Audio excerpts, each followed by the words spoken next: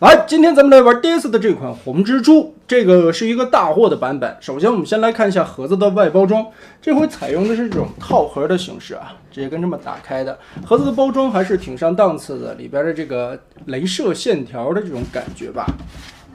背后这里还有一个飞机的展示。人形直接咱们360度的转一圈看一下吧。整体来说，这一次的钢铁星在设计红蜘蛛的时候，也是考虑到了后背的这种累赘的效果。它后背很平整，而且还原出来了动画片里边应该有的后背的那个颜色。确实后背有2条红色，这一点 NA 是做的最好的。然后胸口这一块也算是非常平整，做出来了红蜘蛛人形的这个方胸。以及它在隐藏零件的时候，把机头还有机背很多的零件都藏到了肚子里边。腿肚子这一块设计的也算是比较巧妙吧，它把垂直尾翼、水平尾翼都堆叠到了小腿肚子里边，所以最终完成出来呢以后呢，腿部这一块的喇叭裤效果保证的很好，而且在一些修正的位置上边，我觉得处理起来是要比之前的官方啦，还有现在新出的这个所谓的 3.0 啊，其实是 2.0 的52，比那个处理的效果要好很多。当然最关键的，它背包薄了嘛。在美型度方面来看的话，其实我觉得还不差，而且整体来看的话嘛，头雕应该是照着52去翻的，而且在身材方面的一些修正过程中，我觉得比52要进行了一些优化。同时，这一款整体的美术风格也是保持了钢铁星的那种很方块的味道，和他之前的作品《擎天柱》摆在一起看，风格还是比较统一的，看起来也是比较搭的。在用料材质方面，我觉得跟之前的 TD 的那个柱子差不多。这一次的用料还是比较有韧性的，而且很厚实，所以我也是拿来了以后试玩了一下，反正挺经得住折腾的。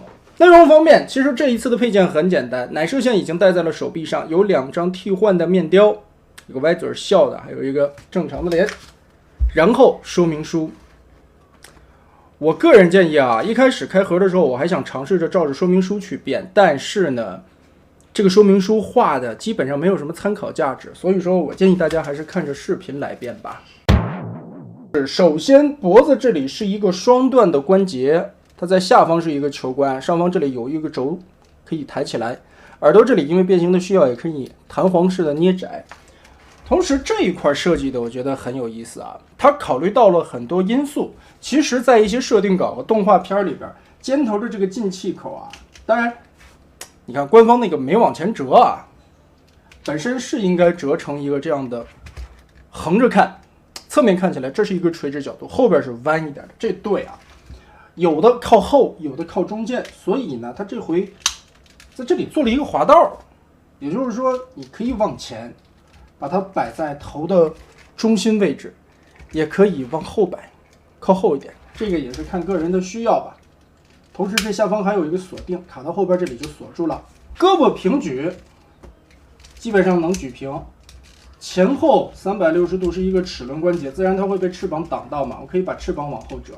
然后它会在这里肩膀多增加一个往前折的关节，也是多增加了一个可动性吧。奶射线给它先拔下来了，这个奶射线这里插的特别紧，我觉得应该是上了漆的问题吧，导致了这个宫口有差距啊。二头肌360度可以旋转，胳膊肘这里是一个双的关节，可以折到很高的一个位置。手腕360度旋转，同时可以稍微的往起抬一点点，然后是全指可动的手。往下看腰部，这一回这也是他设计的一个想法之一吧。他为什么把胸口做了那样的结构？一个是保证了转腰，还有就是拉出来以后这个地方特别的假，它有一个双轴段的弯腰关节，可以稍微的含下来一些。同时呢，它这个腰其实转开以后是360度能转的，但是你如果压扁了的话，它只能转到一个这样的幅度。基本上摆造型有这个幅度也够了。裙甲撩开，好紧呐。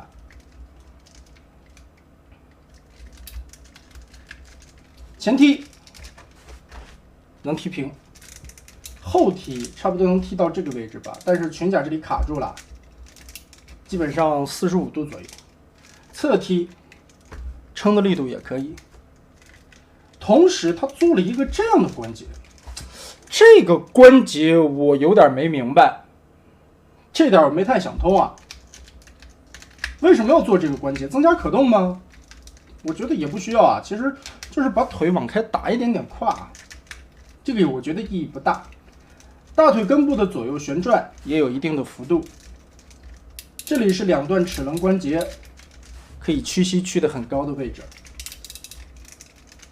然后脚踝它是整脚的接地，同时脚尖这里还可以进行独立的旋转接地，脚尖是合金键。可动素质还是比较优秀的。如果你有那把威震天的枪的话，也可以双手握持，因为有这个前摇的关节，所以这个地方应该是完全可以实现出来的。然后我们进入变形环节，相信很多人也第一时间看了这款 DS 红蜘蛛怎么去变形的一个演示。当然，也有人在问我，哎呀，真子，你这回会不会给钢铁星去洗地？说什么呢？想让我洗地？那可是我土生土长的老乡。得加钱。谁？好了，不开那么多玩笑了。这款红蜘蛛没有什么洗地的必要，因为这个就是钢铁星的一种设计风格。其实，在曾经擎天柱第一款它出名的作品刚出来的时候，擎天柱身上就有很多人们觉得设计复杂，人们觉得设计半手，人们觉得变形难受的地方。但最后呢，当你理解了它的设计逻辑以后，也确实能变过来。就行，尤其擎天柱车头后边的那一块板子，你不找一个巧的角度，你要靠韧性愣往过别，那只有断的了。所以呢，这也暴露出来，这是钢铁星的一个设计风格，乃至于一种设计弊病，还是说明这个设计师的经验不足。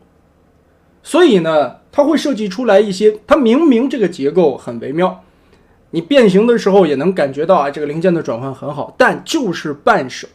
也说明了他在给后来玩家实物把玩的时候，这个手感，他的这个把玩体验没有考虑到位。所以说，这就是成熟的设计师和一个新的设计师，可能说经验不是那么老道、不是那么足的设计师的一种区别吧。这一点其实官方的那些设计师一般都会考虑得很好。所以呢，这也是一些第三方的设计师一个大的通病吧。好了，废话讲了这么多，咱们直接开始变形。我不会为你去怎么洗地这款红蜘蛛，你的设计难受就是难受，但是我会教看我视频的人怎么去变形，以我理解的逻辑，而不是说靠这本没什么作用的说明书啊。首先，老规矩，我们先把拳头收起来，拳头嘛就直接摆成现在的样子就行了，大拇指握在食指的这些下方，打开盖子，老传统的收纳。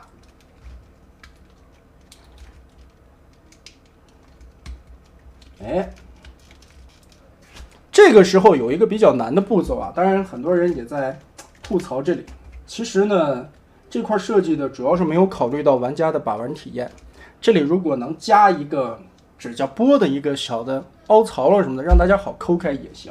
但是呢，我的操作手法是把一边先摁下去，它这里有一个搭扣啊，不要理它，直接摁下去。当你按进去一边，你手指甲就有缝了，抠开。当然脖子先翘起来啊，腾开角度。这个时候直接拆开，哎，这不就起来了吗？然后直接把翅膀往后折，腾开所有的空间。这一款的变形主要是避让空间啊。尖头这里稍微往松拉一拉，拉松的时候呢，我们就直接把这个进气口往前推，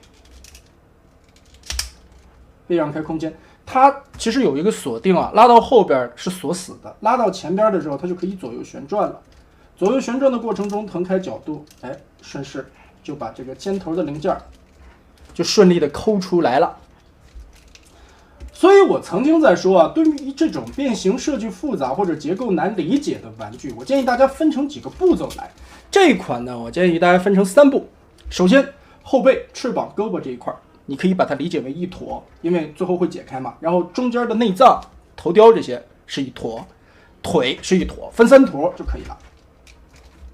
这个时候我们把肩膀解开位置，这个下方还有一段旋转的关节。其实它多做的这段轴啊，就是为了让你避让空间，让你有一些好操作的范围吧。折开这个角度，这里我建议大家先把这块折出来，从根部的这个轴折横90度，然后旋转180，把它换一个方向，折成这个样子。对比一下看，就是把胳膊从外边转到里边啊，然后另一边也是腾开角度，先打横90度，然后扭个180，旋转一下就过来了。这个时候两条胳膊就变成了现在的样子。其实我觉得这一款的变形设计思路有一些参照 VF 某些 VF 的一种零件收纳的位置吧，但也不完全一样啊。现在可以看，通过这个红色的轴部，它就可以旋转到45度左右的这么一个位置来腾开避让空间。我们这个时候就先腾开一定的角度吧，因为原先胳膊在这里嘛，我们要把它翻转个180度挪到这一面来。现在嘛，空间还是有一点不够的，所以我们先腾开角度，把这两个尖尖立起来，然后来拆胸甲。胸甲这里往上推，下方这里有一个凹槽卡着，两边打开。中间这里有一个卡扣，同时下方这里有小卡点，整个的打开，我们这时就可以把后背通过红色的连接杆直接拉到后边。这个时候其实这一块就整个的分开了。第一部分我们就解锁开，这个我们最后再来变。先整理一下，好，不管了啊。第二个部分我们再拆开，通过腰部的双段关节把它拉伸出来，这个地方很紧，第一次变的时候会特别的费劲啊。好，机头我们单独把它拎出来，作为一个单独的变形。这一块呢，在之前很多人也说这块的变形特别的半手啊，因为它下边的这个轴左右旋转的时候，它是有一个角度的。其实还是因为没有找到它的变形方向。你现在变成这个样子的时候，它下方这里的一个双段关节，你把它直接拉展了，然后你从这个角度就可以转过来了。没有任何的卡手了，就把这个板子打开，直接拉出来，然后一个旋转就过来了吗？接着脑袋压平，把两个关节掏过来，接着我们要把从中间的这个杆子的位置把它旋转过来，这个地方也挺简单啊。好，捏着两个耳朵，把它压回去。脑袋摆摆正，一定要顶正了，顶到正确的位置上。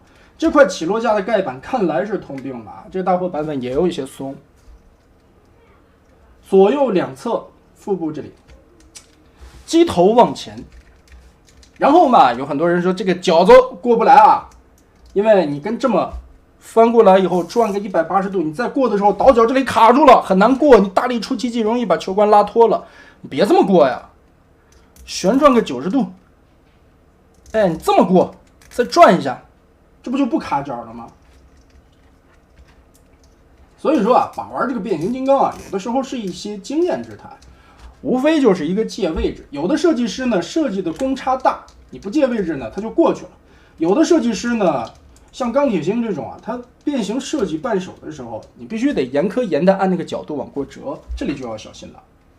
然后再顺着往下折，这个也有很多人说这是难点之一啊，但是呢，也是主要原因在于这里边的这个双段关节啊，这个关节你折到位了，它才能怼进去。先往后搓动，把这个双段关节完全的套合在它应该有的空间里的时候，再往前套这个角，这块得直接跟这么折开啊，你跟这么塌下去，哎，一压。这不就进来了吗？两边一掐，这不就锁住了吗？就这么简单吗？然后驾驶舱打开，打开驾驶舱再扣这个，给它更多的容错空间。同时的容错还有哪儿？机头下方这里有一个伸缩的滑道，这个地方要推到底，把这些卡扣摆好位置，你再去锁前面的这一块，就锁住了嘛。再盖机舱。机头就变完了。其实两个说起来比较难的点啊，关键还是找角度。然后我们把后方这里还有一个透明舱盖，把这个地方往下拉，有一个滑道，把它拉到头，同时顶到后边去备用。其实第一部分我们就变完了，然后往下窝，窝下来的同时呢，注意一下这个地方，避让。我们现在需要去解这个地方。第二部分的变形，先得变一些环节吧。先把背包这里拉开，整个的这些关节都掏松了，然后把 P 帘子的这块板子打横一个90度，你这回这个胳膊就有空间让出来了。同时旋转3个轴的位置，它在这一根轴上边穿了3层零件，一层是中间的板子，它要翻折180度；第二层是后背的这2个红色的背包，你也要翻折180度，但是是逆向的。第3个是连接翅膀的这2根长棍子，你把这3层全部翻转180度，在同一个轴上变形完成。这块还得让一下啊，但现在其实扣不到底，因为现在这里左右两侧的胸还卡着。我们腾开这些空间也仅仅只是为了把机头这里密合上。我们先处理完一步，再处理其他的。卡到这里的时候，注意红色的部分尖头这里有2个凹槽，是卡这2个轴的，把这个地方拖进去啊。这个时候也是要考虑一下空间的感觉啊。刚刚好掐到这个凹洞里边。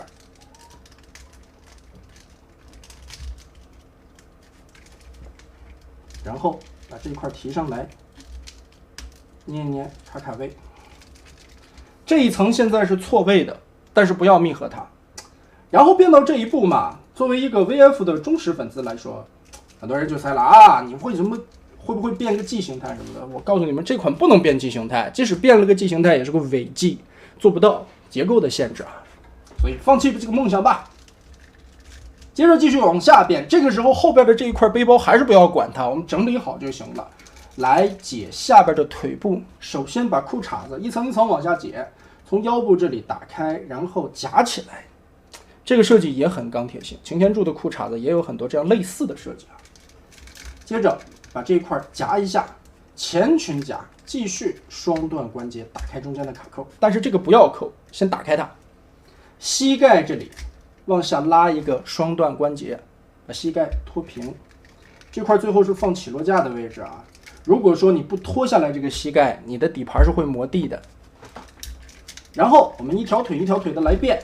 首先撬开一点点水平尾翼，把这里的7形钩子打开，然后下边这里的引擎往下拉一个双关节，这个时候开盖更顺畅。肚子里边腿肚子里的东西全掏出来，这有一滑道拉长，然后转角的时候记得把这个左右接地的关节先折一个90度下来，然后这里有一个缺口，顺着这个缺口的凹槽转上来以后，这个脚丫子才能打开这个角，然后再往下折叠一些，让开，把这块展开，也是避让空间。这个时候我们拉下来的这一段中间就有一个卡榫的位置，把它插进去，暂时先定一下位置。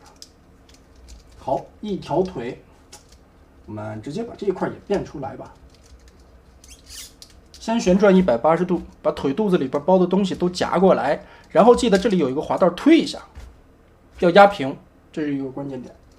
同时垂直尾翼、水平尾翼都延展开，侧面的这里的一个堵造型的一个零件翻过去，水平尾翼180度翻正，然后屁股后边这脚尖儿滑道，再把它缩好。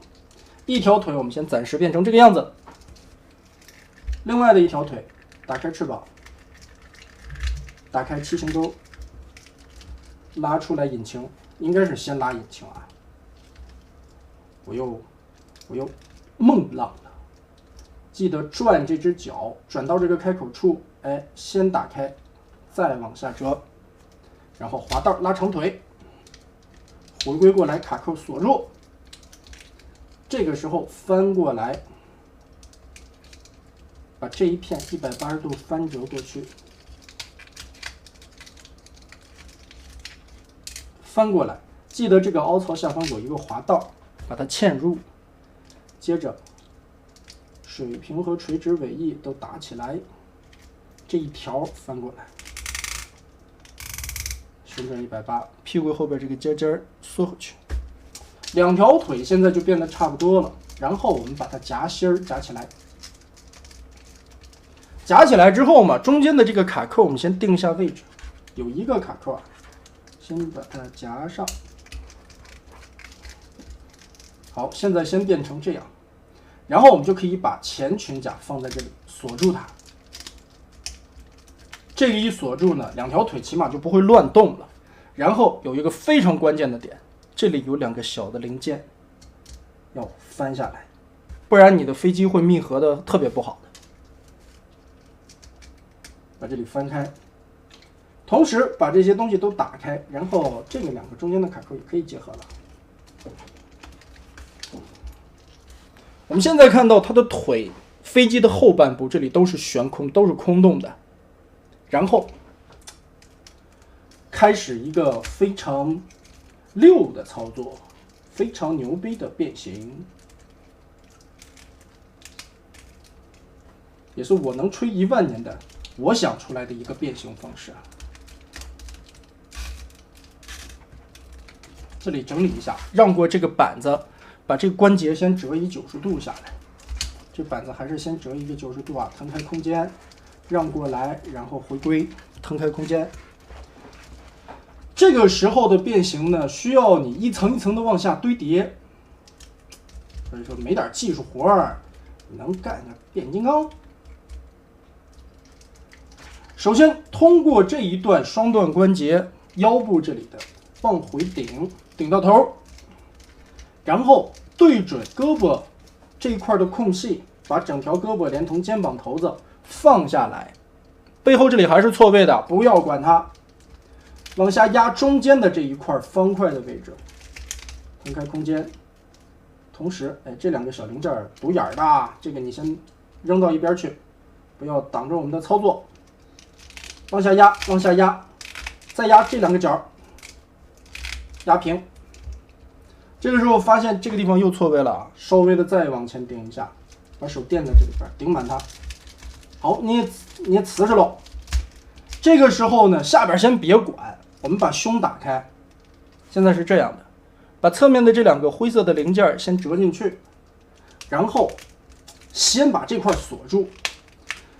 主要这个变形扳手的其实就是这两个胸甲，你只要把这两个胸甲整理好的话，其他的变形其实就不是那么扳手了。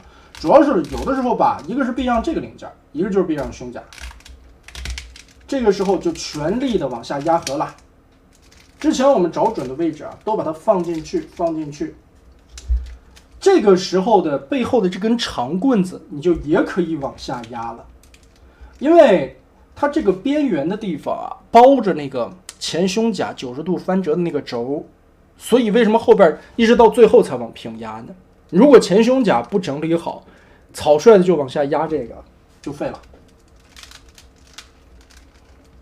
好，最难的已经过去了，我们的背甲已经压平，接着把这个关节顶满，放到空间里，这块板子插进的这个销子里去，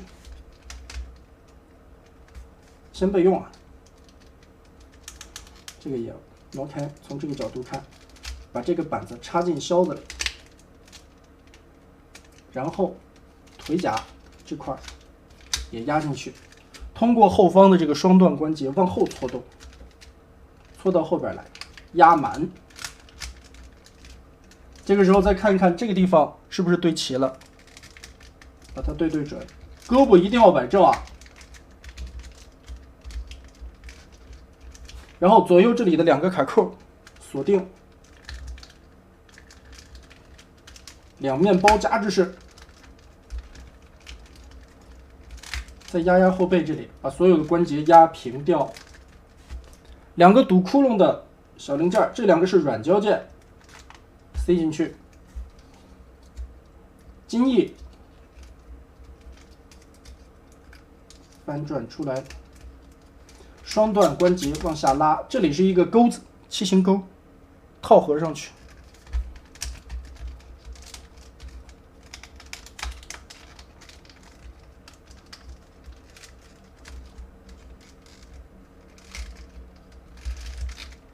再找一找哪里还有没有对准的地方。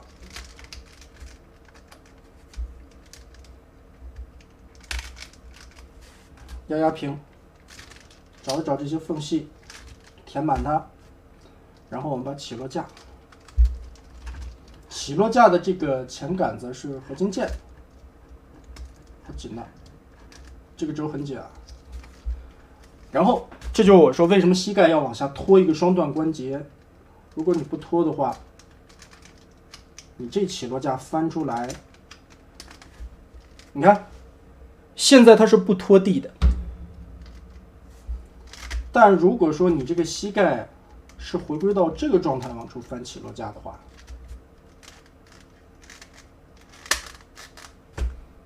裙甲这里的这个尖儿，后边的这两只脚都会磨地的，这个要注意啊。所以膝盖这里一定要往后滑一些，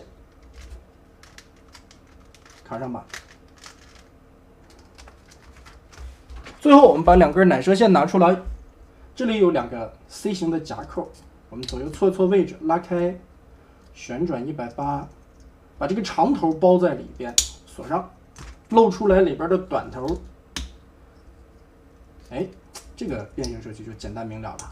不过这个扣子很紧啊，同时吧，这个轴也很紧，插到翅膀下端。好，变形完毕，大概就是这样了。说一下整体的把玩感受吧，基本上两个形态都能兼顾个7788，尤其在人形的一些后背了，还有一些腿部的细节处理的非常非常好。飞机形态嘛，基本上也算是做出来了大概其的样子，而且在一些刻画的方面，其实我觉得也还挺到位的。整体的感觉啊，给我就是满满的 VF 的变形逻辑感。其实我们尤其翻到底盘来看一下，如果说抛开这两个胸甲扣过来的这个包裹的话，你看大腿根在这儿，它整个的底盘就是两条腿，这个很 VF 是不是？然后呢，两条胳膊又放在这儿，也很 VF 的感觉。肚子里边藏机头，大部分的 VF 都是这么变的。所以呢，整体变形完的感觉其实很熟悉，但是在一些小细节的方面，也能彰显钢铁星自己的一种风格。比如说，他很喜欢用的6型回转，你们发现在哪儿没？其实就是背包这块，也就是刚才我说的一根轴穿3层。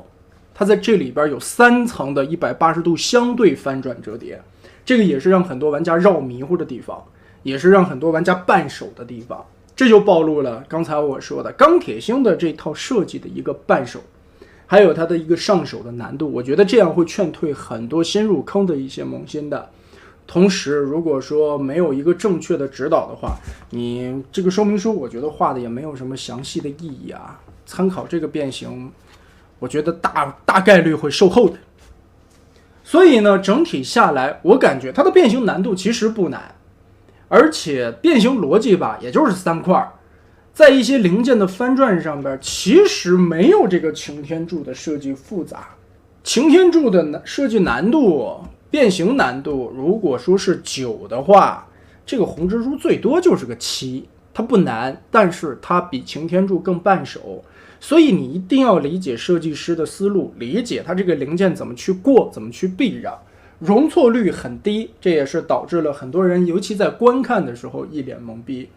所以啊，在把玩体验上边，我觉得钢铁星还是要下一些心思的，下一点功夫，在设计完了以后，容错率这一块有一些大的空间供玩家们可以大力出奇迹的别过去。当然这个也得益于这次的料子确实不错，筋折腾，反正韧性是挺好的，料子挺厚的，这点很好啊。但是呢，因为扳手的关系，大家也看到了，在变形过程中有不同程度的蹭漆，这个我觉得是避免不了的。尤其我基本上我要研究它个7、8遍、8、9遍，我得总结一套我好理解的，我给你们好展示的一个变形逻辑。所以嘛，在变形过程中这是避免不了的。但是呢，整体来说的人形还有它的一个飞机形态，基本上能达到一个非常及格的分数了。尤其人形，我觉得在大比例的今天啊 ，MP 身高的这个红蜘蛛里边，倒是这个处理的效果没什么太大的问题。美型度方面这个是没啥问题的，甚至比 MP52 一些背包的这些腿部这些地方要处理的干净许多。当然嘛，这个是建立在你一个非常复杂非常半手的变形逻辑之下的。所以呢，这一款红蜘蛛也算是一个争议非常大的作品了。它到底像不像钢铁星的作品？它到底是不是钢铁星的翻车之作？其实啊，对于我个人对于钢铁星的理解，对于我认识他这么多年，对于曾经力排众议，很多人都反对我去采访他，怎么把一个不知名的设计师怎么样，你还拍一节目啊？我是执意要去的。倒是我一步一步的见证了他的成长，从最早的那些作品是吧，到了后来的什么钢索了、擎天柱了、幻影了，其实你能看得到钢铁星的一种设计风格，还有他对于一些玩具的理解，还有他对于结构的一种展示，但是略显稚嫩，所以说还需要磨练。这个是不是说这个东西是靠天赋的？这个是要靠后天的一些经验去积累出来的。所以这款红蜘蛛的变形设计其实它足够优秀。我个人的理解，对于结构上面来说，这款红蜘蛛做到了很多巧妙的结构，而且完整的把一些的颜色分布问题都解决了。还有就是在一些结构的逻辑上面，它还能保证一个很小的背包，这一点是难能可贵的。但问题就是太难变了。不过翻回来吧，总体来说的话，600来块钱的售价，这个价格还是不错的啊。其实它卖的并不是很贵，曾经的擎天柱我记得刚出来的时候也就是个580块钱吧。倒是飞机形态有一些小遗憾的，第一个，它因为变形结构的关系，导致了前方的雷达没有办法去刻画了，因为它要分开两面夹在胸上，这一点其实是和 NA 的那款红蜘蛛有异曲同工的效果。第二个，它这个因为是2条腿嘛，所以呢，它并没有再用点心思把这个飞机压扁了，所以可能这个也是变形金刚这一块的一个人物造型所局限住的吧。这个飞机并不能做到很薄，其实它已经利用了 VF 的一些结构逻辑了。为什么 VF 还能把飞机形态做那么薄，人形做那么饱满呢？我觉得这个是在一些曲线度的时候，在设计的工程力学上，还有一些流线型的状态上边很偷巧的，它利用到了每一个角、每一个角度、每一个圆润的过渡，来让这个空间极致的压缩。所以说啊 ，VF 的设计真的是一种非常伟大的感觉吧。每一个飞机其实也有一些难变的，也有一些半手的，比如说噩梦般的171梦魇嘛，大家的梦魇啊。还有就是后来的一些吧，反正我觉得19精应该是巅峰了。我个人是最喜欢19这台机的，因为它的一些结构了、一些逻辑了，其实对于一个飞机的变成人形以后，它都做到了很好的诠释。它是一个非常干净的背包，它把翅膀都给你做成了腰刀，这一点非常的厉害。所以啊，这些设计师们，尤其第三方，尤其钢铁星，像它正在一个进步的阶段，也是一个学习的阶段，也是一个慢慢积累经验的阶段，多和大师学习，多和一些有经验的成功这些案例去学习。但是你这回学到了它的一些皮毛，没有学到它的灵魂。第一个还是没能押宝，第二个最关键的，以后一定要考虑到玩家的变形感受。没了，就是这么多。最后的总结评语吧，个人的感觉啊，通过玩这么多飞机的经验，我觉得这款飞机的变形设计还是非常巧妙的。除了你需要认真的理解它的逻辑，还有一些零件的避让环节的话，光是从结构方面去转换，它能把两个形态兼顾得很好，售价不贵，做工用料也完全达得到它这个需求了。所以呢，这款作品还是相对来说非常不错的啊，我觉得并没有太翻车，只要你认真去变它。但是呢，如果是你刚入坑的玩家想变这个东西的话，我稍后也会做一个从飞机到人形的逆变吧。反正这个东西开盒是人形的，基本上大家可以参照刚才那个视频就变过来了，我讲的应该够细致了。所以呢，这一款大概就是这个样子。还是那句话，我不会替它洗地，但是我会教大家怎么去理解它的变形设计。谁让他是我老乡，我不帮他帮谁？